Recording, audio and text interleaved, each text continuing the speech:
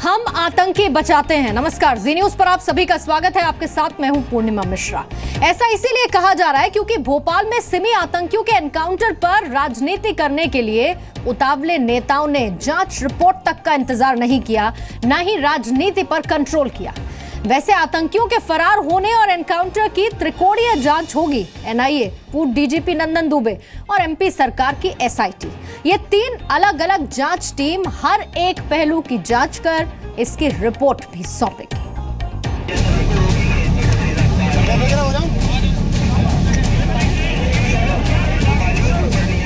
क्या देश में सियासत करके आतंकियों को और बड़ा आतंकी बनाया जा रहा है?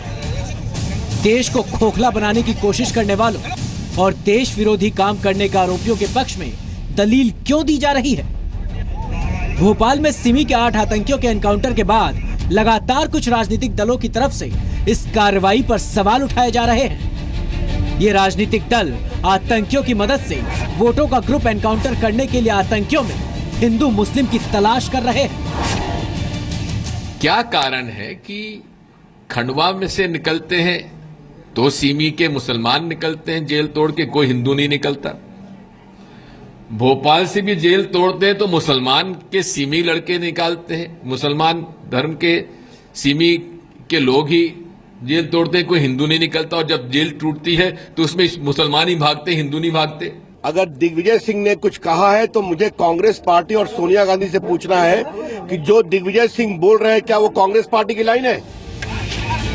जब भी देश या दुनिया में कोई आतंकवादी घटना होती है तो हर नेता, धर्मगुरु और राजनीतिक दल यही कहते हैं कि आतंकवाद का कोई धर्म नहीं होता। ऐसे में कांग्रेस नेता दिग्विजय सिंह आतंकियों में हिंदू मुस्लिम क्यों तलाश रहे हैं? अपने 2 बयानों में दिग्विजय ने सबसे पहले सिमी पर बैन लगाने की बात कबूली।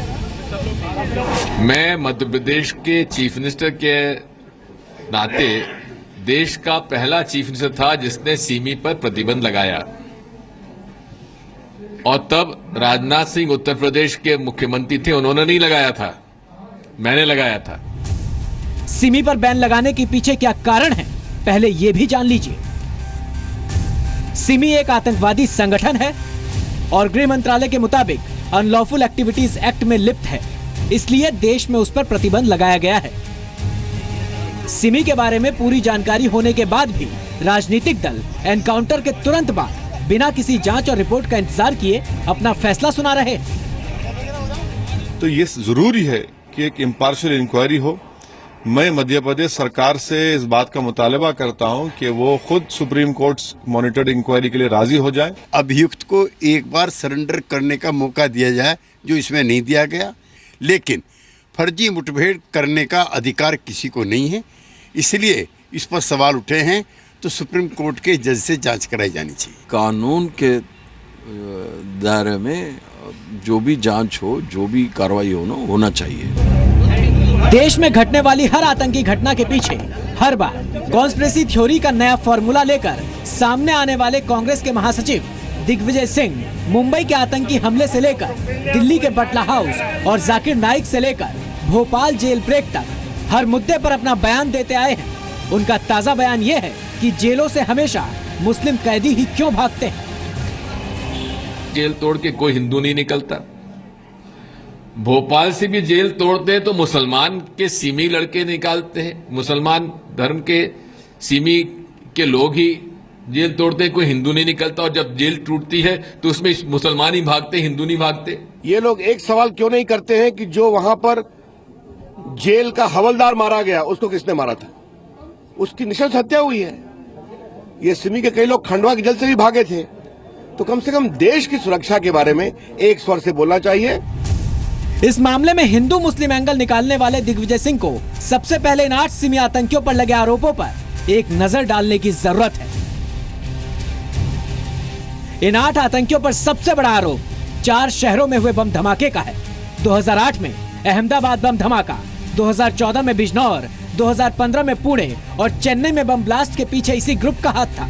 आतंकियों पर मध्य प्रदेश, तेलंगाना और ओडिशा में 16 बैंक डकैती का आरोप है। 2010 में भोपाल के मणपुरम बैंक में 2.5 करोड़ की चोरी में ये आतंकी शामिल थे। तेलंगाना के करीमनगर में स्टेट बैंक ऑफ इंडिया की ब्रांच से 46 लाख रुपए की चोरी के मामले में इस ग्रुप के 4 आतंकी शामिल थे। इन आतंकियों पर 2009 में खंडवा में एटीएस कांस्टेबल की हत्या का आरोप, साल 2011 में रतलाम में एटीएस अफसर की हत्या और 2015 में तेलंगाना में पुलिस कांस्टेबल की हत्या का आरोप है। 8 में से 3 आतंकी 2013 में खंडवा जेल तोड़कर भागे थे। अब सवाल है, जिन आतंकियों पर ऐसे गंभीर आरोप लगे हैं, उनके बीच हिंदू मुस्लिम की तलाश क्यों हो रही है? क्या राजनीतिक दलों के लिए सियासत देश की सुरक्षा से भी ज्यादा जरूरी है? Things will come out. We are not here to just sit and pass judgments on the basis of some reports. राजनीतिक दलों ने इससे पहले सर्जिकल स्ट्राइक के बाद सबूत मांगे थे। अब आतंकियों के एनकाउंटर पर सवाल उठा रहे हैं। क्या सर्टिफिकेट मांगने का आवेदन देकर सच को दबाने की कोशिश हो रही है? दिल्ली से रवि त्रिपाठी के साथ प्रवीण दुबे, जी मीडिया, भोपाल।